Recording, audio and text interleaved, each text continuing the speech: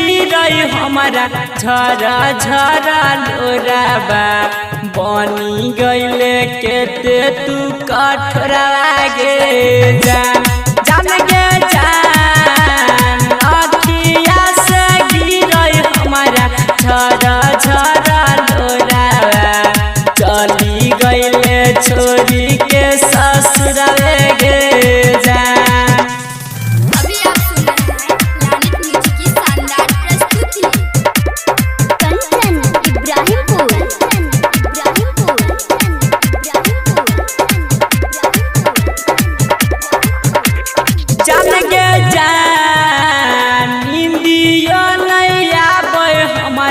चैन नैया बोय निकाल के गेला तू कर जला गे जान जान गे जान कैसे तोरा बिना हम सुना ना गे जीवो मारी देले सीना पछुरा गे जान।